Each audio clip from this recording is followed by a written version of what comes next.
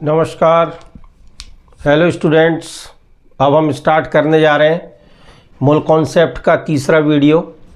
इसमें हम कुछ इम्पॉर्टेंट चीज़ें आपको बताएंगे, कुछ टर्म्स आप समझ लें कि मोल कॉन्सेप्ट में कंपटीशन के लिए और क्या क्या चीज़ें आपको नॉलेज होना चाहिए जो आपको काम आएगी। ओके, देखिए क्या क्या चीज़ आपको पता होना चाहिए। सबसे पहले देखिए, आपको नंबर ऑफ मोल्स निकालना मैं अच्छे से सिखाऊंगा, लेकिन आपको ये दो फार्मूले ज़रूर पता होने चाहिए।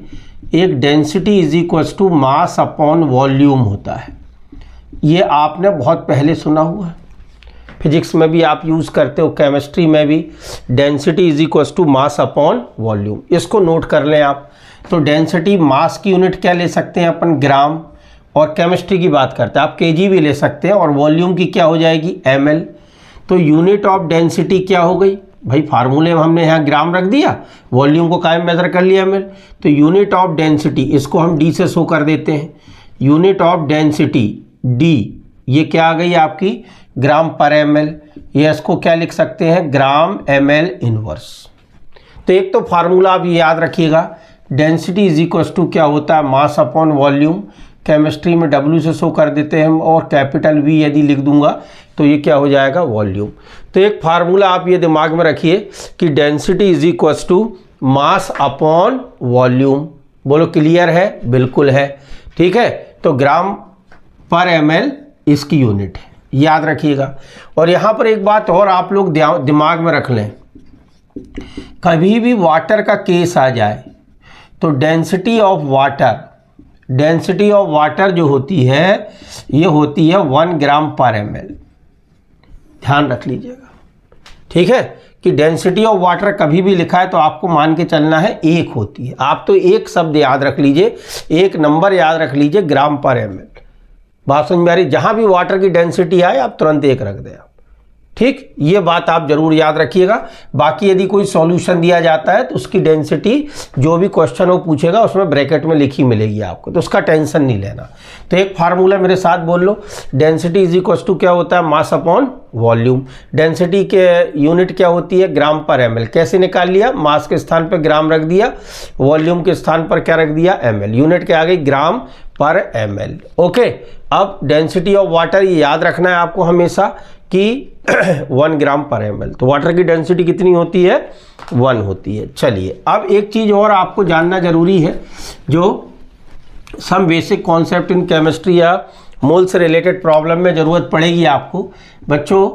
आइडियल गैस इक्वेशन, ठीक है, ये स्टेट ऑफ मैटर में पढ़ाया जाता है, लेकिन अब वो केमिस्ट्री में डिलीटेड है, फिजिक्स वगैरह में आपको इसको जानकारी मिलेगी।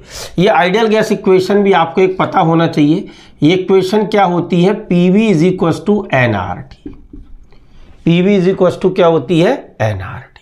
याद रखिएगा, PV is equals to nRT। एक बार मेरे साथ बोल लो तो आपको याद हो जाएगी, PV is equals to nRT।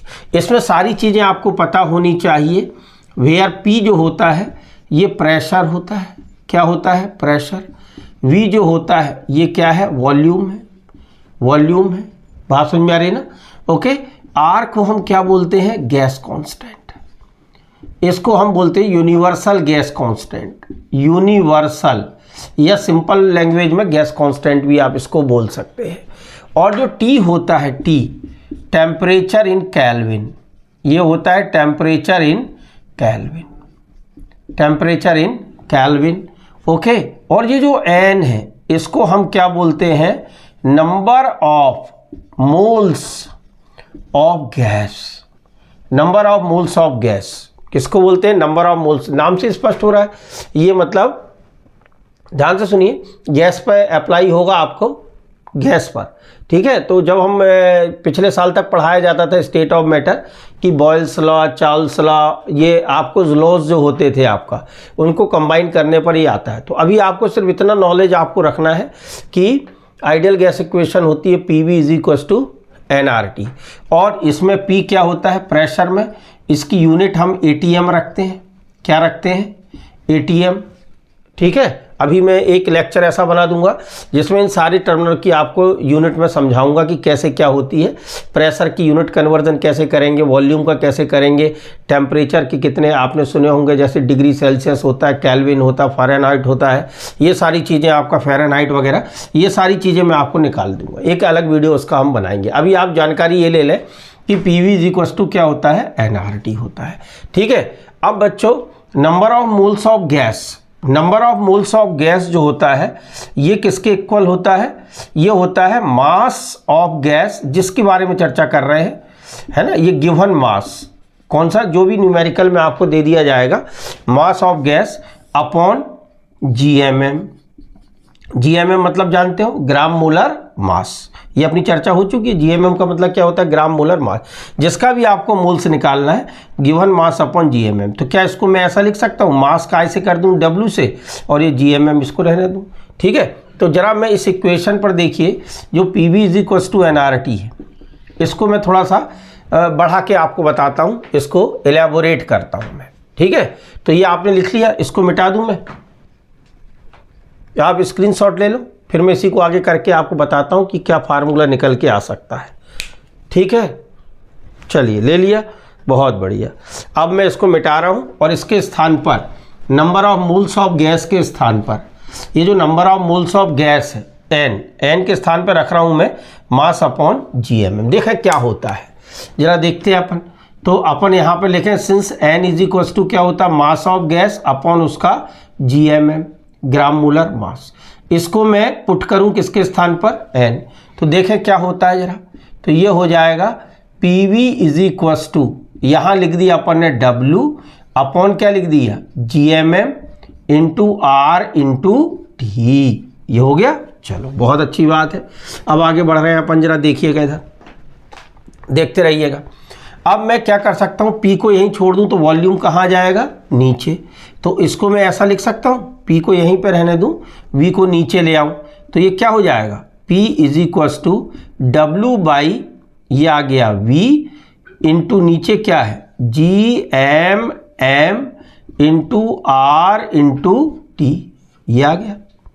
अब आप देखो ये हो गया मास अपॉन वॉल्यूम, मास अपॉन वॉल्यूम।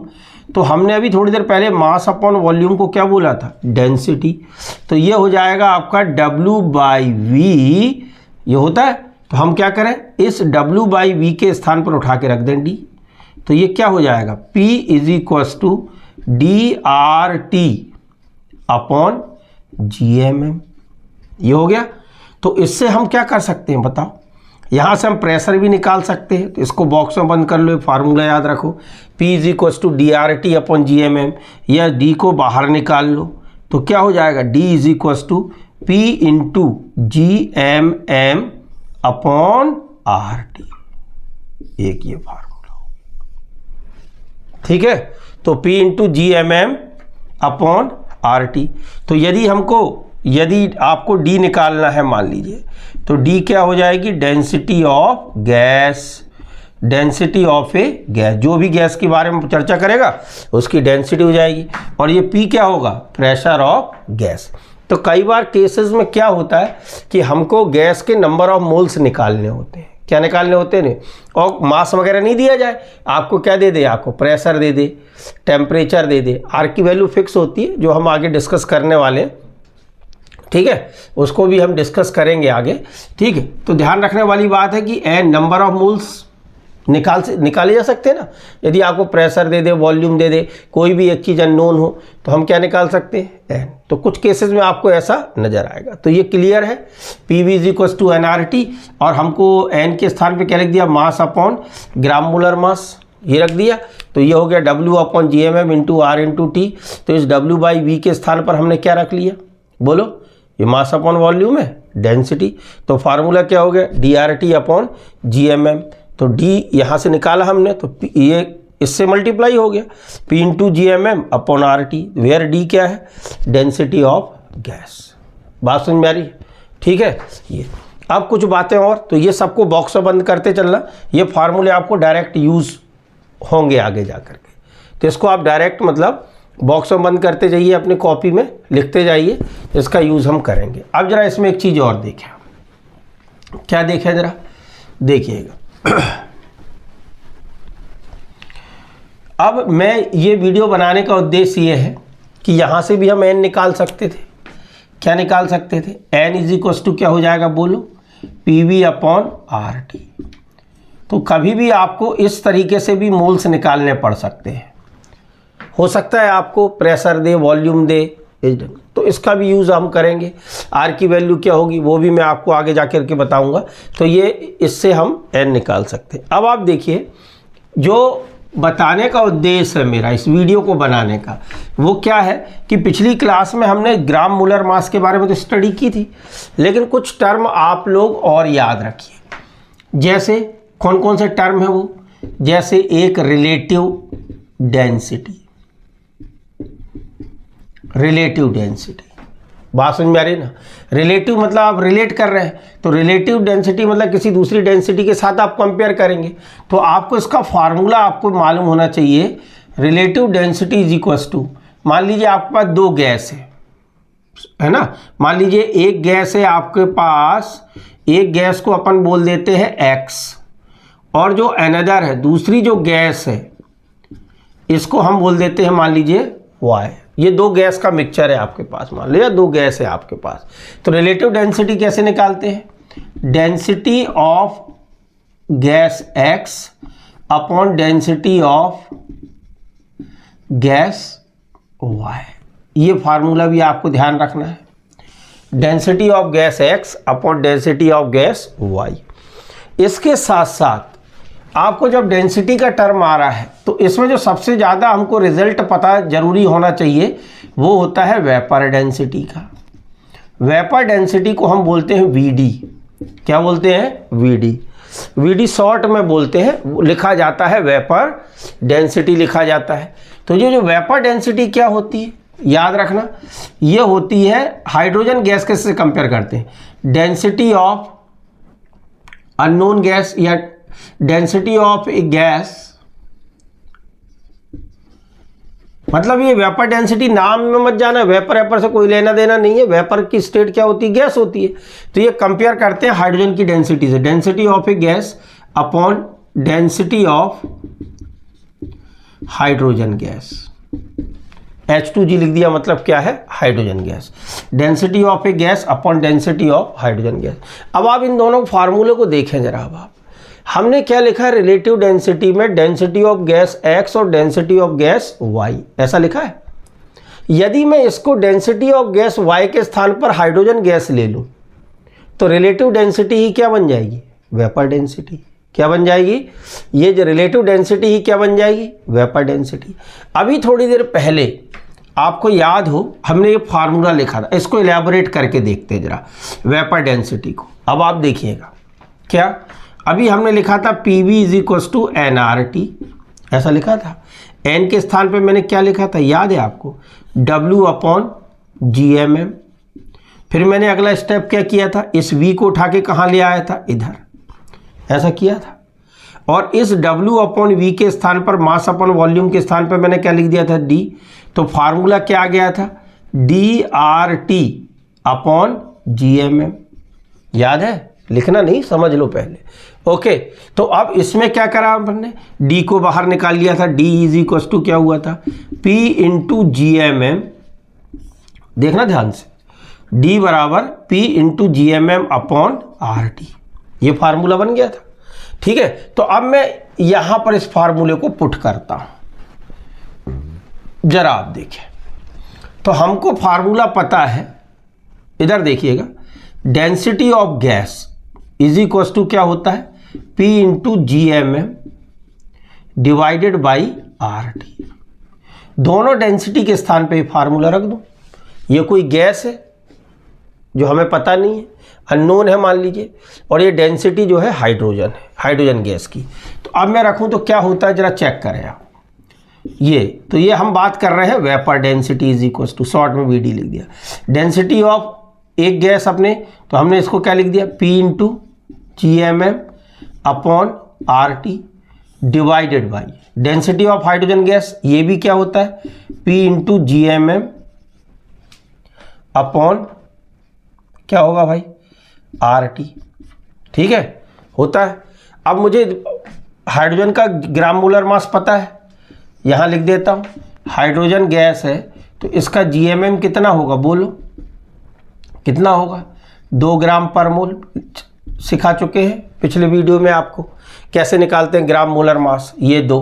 तो अब हम क्या करें इसमें, ज़रा देखिए, इसको ऐसा लिख दें, VD is equals to P into GMM upon P into 2 upon RT, यहाँ भी है, इंटू, ध्यान से देखिएगा ये क्या हो रहा है, और नीचे क्या आ गया, 2 रख दिया, 2, और ये अपॉन RT। तो RT से RT तो कैंसिल हो गया, P से P भी क्या हो गया, कैंसिल हो गया।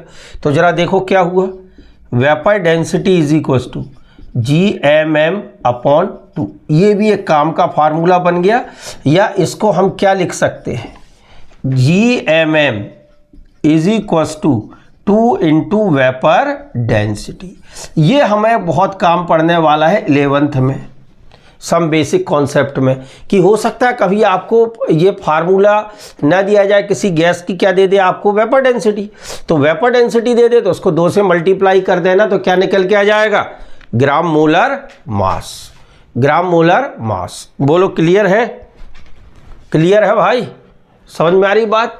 ये फार्मूला तुम कई बार देखते हो कि इंपीरिकल मॉलिक्यूलर फार्मूला वगैरह निकलवाता है, तो आपको दे देगा भाई कि इस गैस की या कोई भी कंपाउंड की वेपर डेंसिटी इतनी है, मोलर मास बताओ, अब उसको डबल कर देना।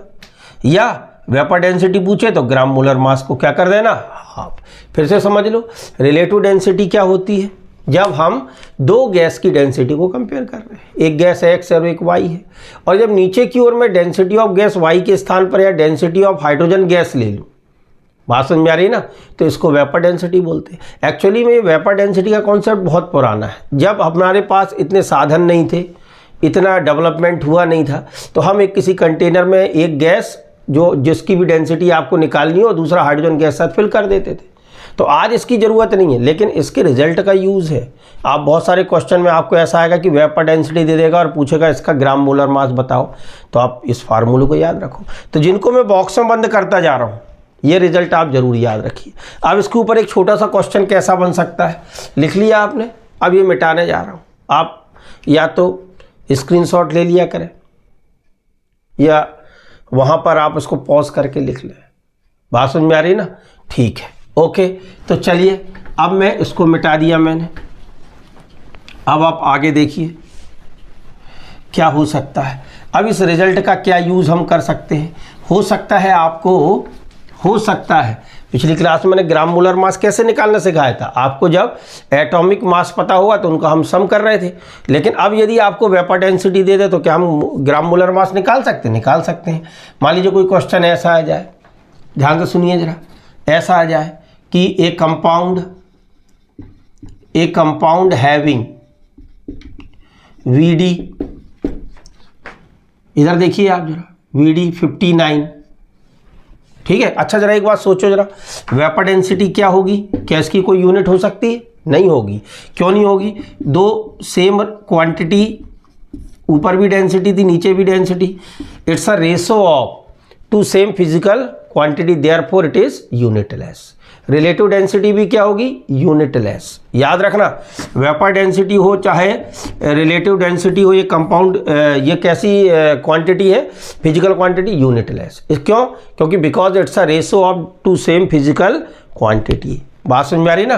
तो जहाँ भी हो ये ध्यान रखना है आपको। अच्छा खैर, अब क्वेश्चन आ गया, कंपाउंड हैविंग वेपर डेंसिटी 59, और यदि आपसे बोल दे कैलकुलेट GMM ऑफ कंपाउंड, ऐसा आपसे क्वेश्चन आ जाए तो कुछ नहीं करना आपको क्या है कि इसमें देखिए, आपको कोई भी क्वेश्चन सॉल्व करने के लिए पहले ही बता चुका हूँ।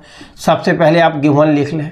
देखिए गिवन क्या दिया हुआ है यहाँ पर, देखिए वेपर डेंसिटी दी गई है, कितनी है? 59। अभी मैंने बताया vapour density relative density unitless है। क्यों है? Because it's a ratio of 2 same physical quantity. है, फिजिक्स में पढ़ोगे आप UND में, तो वहाँ पढ़ाया जाता है। ये हो गया आपको। तो हमारे पास फार्मूला क्या है? GMM is equal to 2 into VD। तो हम GMM निकालें इसका, 2 इंटू 59, बोलो कितना आंसर आ गया? 118। और GMM ग्राम पर दिस इज द आंसर। बात समझ में आ रही है ना, ये आंसर आ गया आपको। ठीक, कभी क्वेश्चन ऐसा पूछ लिया जाए आपसे, ऐसा ही क्वेश्चन कि मान लीजिए सपोज करिए let the VD is 90, VD कितना होगा 90 है मान लीजिए, आपसे पूछ लिया। Then find out GMM, find GMM ऐसा पूछ ले तो फार्मूला है आपके पास, आप क्या कर दोगे, डबल कर दोगे। GMM is equal to 2 into 90 और ये क्या आ गया 180 ग्राम पर मोल। ठीक है, हजम हो रही बात, क्लियर है कि ये 180 ग्राम पर मोल कैसे आ गया। तो कैसे आ गया, 2 इंटू क्या कर दिया, वेपर डेंसिटी। ठीक है, तो पिछली क्लास में मैंने क्या बताया था कि यदि आपको कोई एलिमेंट का एटॉमिक मास है तो उसको सम करना है। अब जैसे मान लीजिए कंपाउंड होता है ग्लूकोज C6H12O6, ठीक है। अब जरा इसका GMM निकाल के देखिए कितना आ रहा है। तो कार्बन कितने H है, तो 12 इंटू क्या कर दूंगा 6 plus 12 into 1 plus 16 into 6, sorry हाँ सही है सही, तो 72 हो गया जी। 12 6 क्या होता है 72, और ये कितना हो गया 12, और ये कितना हो गया 96, 72, 12 एकम 12, 12 1 12, 16 6 96, करो जरा, 2 2 4 6 10 हो गया 10, 180 ग्राम पर मोल टोटल करने पर आया। और ये क्या आया ये, तो कभी कभी ऐसा क्वेश्चन बना देते हैं, ठीक है, कि अब ये glucose is very useful compound, तो कुछ भी क्वेश्चन बनाएगा।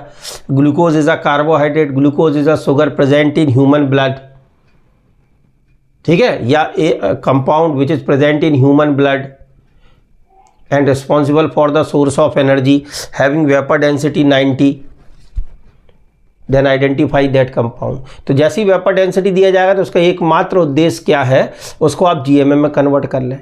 मतलब कहने का उद्देश्य क्या हो गया कि 90 का डबल कर दो 180, और वो ग्लूकोज से मैच कर रहा है ये आंसर। मतलब वो जो ग्लूकोज ही वह कार्बोहाइड्रेट है या वह कंपाउंड क्या है ग्लूकोज। तो ये बात समझ में आई, मेरे साथ रिवाइज कर लें। आइडियल गैस इक्वेशन क्या है, PV is equal to nRT। इससे भी हम मोल्स निकाल सकते हैं, तो N इज इक्वल टू क्या हो गया PV अपॉन RT। उसके बाद डेंसिटी इज इक्वल टू क्या होता है मास अपॉन वॉल्यूम। वाटर की डेंसिटी कितनी होती है 1 ग्राम पर ml, कितनी होती है 1 ग्राम पर ml होती है। और डेंसिटी का फार्मूला हमने देखा, डेंसिटी इज इक्वल टू क्या था, अभी आपने देख लिया P is equal to DRT upon GMM। तो डेंसिटी का ना दोनों का रेशो अपना निकाला। अच्छा, वेपर डेंसिटी का यूज़ क्या है, केवल इससे GMM निकालना है इसके रिजल्ट की ज़रूरत है और बाकी कुछ नहीं है। वेपर डेंसिटी की यूनिट क्या है, कुछ नहीं होती, it is a ratio of two same physical quantity. Okay, बात क्लियर है। तो आप इसको कॉपी पेन बना रहे हैं, बहुत अच्छी बात, उसमें आप लिख भी रहे हैं। ये 11th का पार्ट है, मोल कॉन्सेप्ट में मिलेगा, इसको पढ़ते चलिए आपको आनंद आएगा। Okay, thank you.